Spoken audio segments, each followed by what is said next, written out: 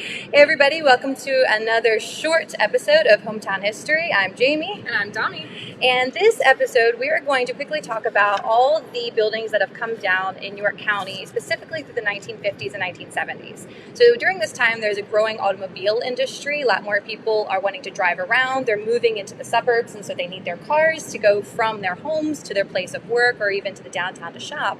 And so because of this, York needed more parking spaces. Yes. So buildings were in danger. Nothing was safe. Things were coming down left and right. And again, I understand that this needed to happen because I need places to park. Absolutely. But all these beautiful places, though, were at risk. So Dami and I are going to cover some of the buildings that came down, starting with the City Market. Yeah, so first the City Market on South Duke and East Princess Street, and that was formerly a dump wharf. And it had a tall tower, as you can see in the photograph, but it was demolished in 1963. A New York blogger, June Lloyd, wrote about it in an article she found in the Gazette and Daily. The top of the 80-foot-high tower of the old City Market accidentally fell into York Street during the demolition. The brick section crashed and caused a big cloud of brown dust. It knocked out electric lines, broke a utility and a light pole, and bent 2 parking meters standards. Thankfully, no one was injured, but I mean, can you imagine? You're just hanging out in New York and all of a sudden an 80-foot tower falls that down. It would be terrifying. Yeah. And also very sad because this thing meant something to you and now it's gone. It did. Collateral damage. So there were many other buildings that came down. One would be the Children's Home of York. Here is the before picture, what it looked like, and then the parking lot when it was repaved over. This was at North Pine and East Philadelphia Street. Another one was Hannah Penn, a junior high. Look at that gorgeous building. I love the architecture of the day. The arcs of the windows. And then on the right there, it's at College Avenue and Beaver Street. It is a parking lot. Very different. This would have been a place that Dami and I would have gone to. Helps Brewery. Again, that gorgeous building there on the left. This is the corner of East King and South Queen Street. And then on the right there, it is, you guessed it, a parking lot.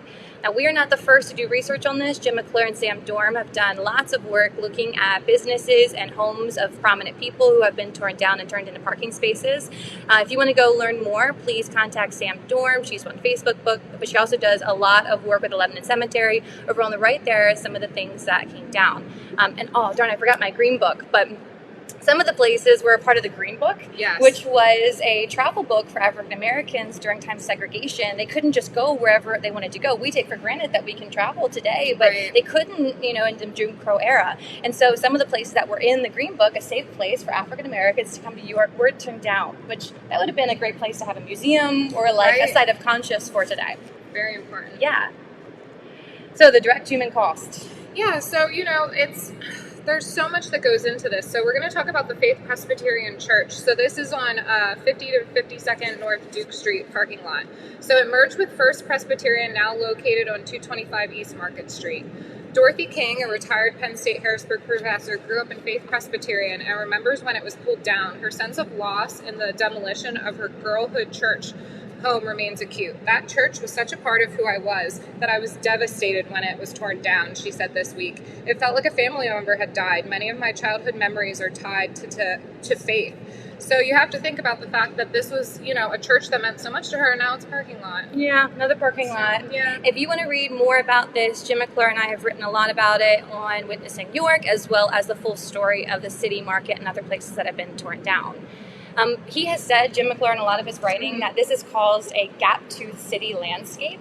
But not only does it change the aesthetics, but also our sense of place. Right. I mean, if you have this iconic landmark that means something to you, and now it's torn down, what does that do to your sense of home and community and where you want to stay? Right. So it made me think about, as a kid, what was a landscape that was important to me, or what was a building? Right. So do you have any childhood places? Oh, absolutely. My grandfather's house right across from Newbury Elementary School in Newburytown. It's a big white house and it's over 100 years old. It was a boarding house and then it was my grandfather's home. I practically grew up there with him.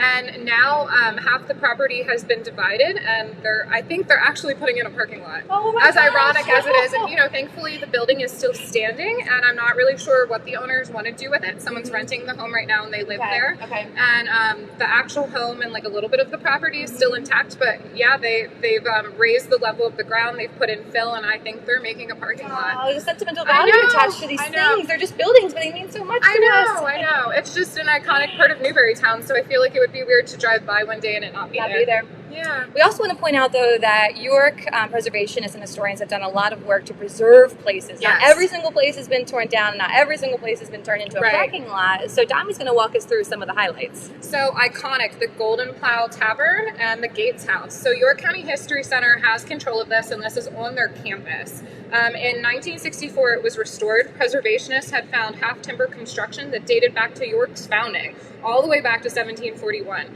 And you can see how the people lived, how they ate, how they slept, how they cooked. Famous historical figures were there, such as Lafayette and members of the Continental Congress. So, thank goodness that was saved. Mm-hmm. And then we have the Rep Building. So Dempwolf design, near loss of the top 3 floors in 1953. The parking wasn't the issue this time. Suburban competition would come after the opening of Sears in the mid-1950s. With a lower roof, it could be rented to display billboards. So, a different way to reuse this building. This building, I wrote an article on Wandering in York, and they, Downtown Inc. has done a lot of work to have uplighting to them to showcase the architecture at night. Yeah. And I challenge you, there is a gargoyle that's right in the corner there where the tree is kind of covering. But go in downtown York, walk around the Rupp building. This is right at the square. Prince Street Cafe is in the bottom level now. And you can see an old gargoyle of what it looked like. Now, I will say it's an animal. Right. So I've been there a handful of times and I don't remember that, so I'll definitely look. Comment below if you know what the gargoyle is.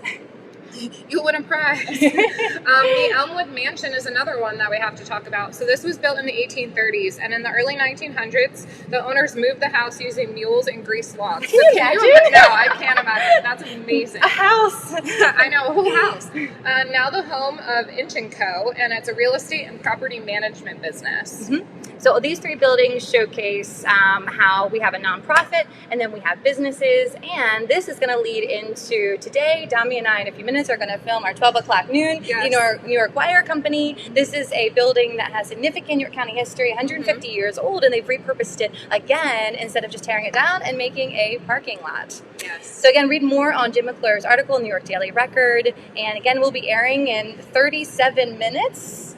Yeah, tune in. One thing we want to point out, though, is that we are not either pro-save everything or promote businesses and tear things down. Right. It's really a healthy balance. So how can we decide what we're going to keep and then also what we're going to throw away? We throw the question out for you. We'd love to hear your opinion on some buildings that you think that we should intentionally try to save, but then also making room for development and places to park downtown, because we will need it. And if you want to watch more, go on YouTube, Hometown History. We have a dozen videos now. I know. We have a great catalog for you guys to watch. You're not going to get bored. There's plenty to do, plenty to see. Go team. See you guys at 12.